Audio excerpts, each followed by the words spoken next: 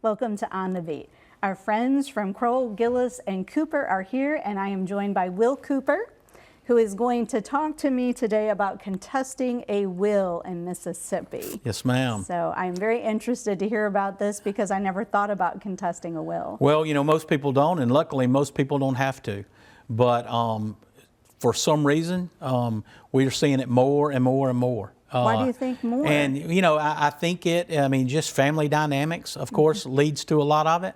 I'm not sure exactly the reason, but I have noticed that in the last several years we are seeing more will contests. What are the grounds for contesting a will? So the easiest ground from contesting a will is just improperly executed. It's got to be executed in front of two witnesses. And a lot of people think that they can type up a will and sign it and it's a will, but you can't. You can't type it. The only way you can do what's called a holographic will is you have to write it out in your own handwriting and sign it.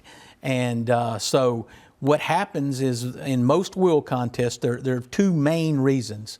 Either undue influence or you lack the testamentary capacity to sign that will, i.e., we see it now regularly, dementia. Dementia, okay. And so someone has dementia, they don't understand what they're doing, and a family member is left out, they contest the will. So who can contest the will? Well, so the individuals that contest the will are what we call interested parties.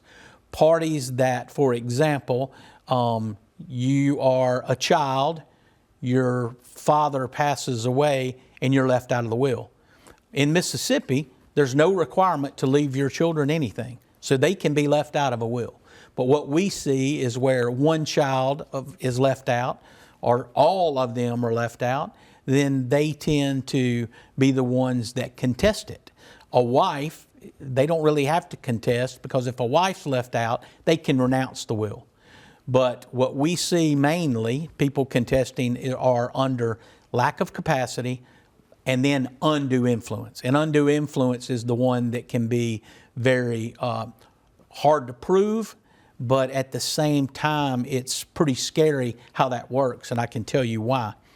You have someone that comes in as a caregiver, i.e. a daughter, a son, and all of a sudden at your parent's death, you find out that that caregiver was given a preference or given everything. And a lot of times that, okay, she's the one here helping, I'm giving her everything to the exclusion of my other children. Well, when that happens, we see a will contest regularly.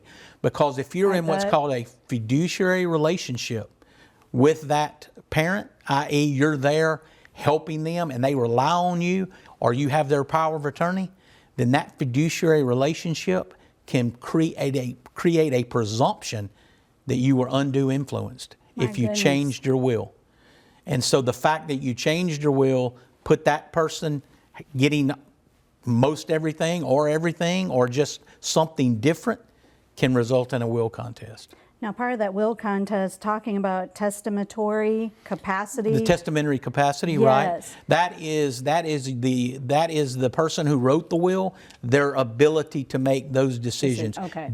Dementia, for example, like we talked about. And so you can have lucid moments in which you understood, and therefore that even can get very confusing. So in these will contests, you're dealing with doctors, you're dealing with witnesses, you're dealing with, friends, everybody that come in and can testify as to those factors. And we have just a little bit of time. Sure. What's the time length that I can do this So in? on just a standard will probate, you have 2 years, from when a will is probated to file a will contest. If it's in solemn form, it's actually on notice, and that's just a different subject, but typically 2 years. Well, thank you so much, Will Cooper, for answering all of our questions. Thank you. That's today's On the Beat.